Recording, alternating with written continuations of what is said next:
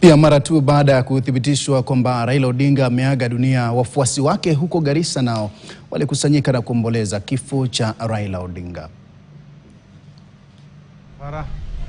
I'm sending a condolence message on behalf of Garissa County to the family of the deceased, His Excellency the Prime Minister Raila Odinga.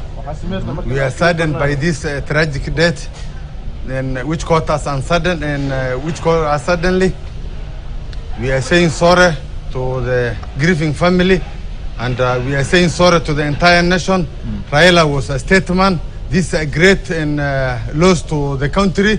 I think God will give us somebody to fit in his shoes and stand for justice. Thank you. Naitwa Nurdin Abdullahi Sanei, ni mmoja katika viongozi wa dini tukufu ya Kiislamu. Sisi Waislamu tunapopata msiba tunasema inna lillahi wa inna ilayhi raji'un. Hakika sote tumetoka kwa Mwenyezi Mungu na sote tutarudi kwa Mwenyezi Mungu. Kila nafsi lazima itaonja mauti. Kila nafsi lazima itaonja mauti. Nchini Kenya tunaomboleza kwa kifo cha Raila Amolo Odinga. Ama kwa kweli ni kiongozi ambaye kwamba anayetambulika si Kenya tu bali Afrika na dunia mzima kwa yale mengi ambayo kwamba aliweza kuyapigania, hasatan katika nchi ya Kenya aliweza kupigania uhuru wa demokrasia. Ndugu zangu, tunaweza kuwapatia pole jamii yote, familia mzima na jamii na wafuasi wa mzee wetu Raila Amolo Odinga, makiwa kwa familia.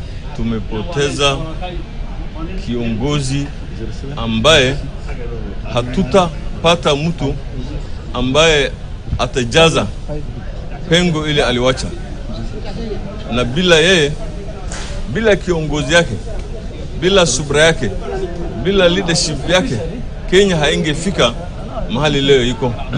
Kwa hivyo tumepoteza kiongozi shupavu. Mungu ampeleke mahali pema. Vile mtazamaji, huko Busia wafuasi wake pia nao walikusanyika na kuomboleza kifo chake. Kumbuka hapo awali pia gavana wa kaunti ya Polo Ntuma aliweza kujumuika na waombolezaji hao kuomboleza. Na sasa tuelekee huko Mombasa ambako pia waombolezaji walikusanyika katika mitaa mbalimbali ya jiji la Mombasa kuomboleza kifo cha Raila Odinga, huku akimtaja kwa kiongozi ambaye alipigania demokrasia lakini pia alikuwa kiongozi shupavu katika kusimamia hasa upinzani. We are coming to you live from the CBD of Port City of Mombasa following the demise of the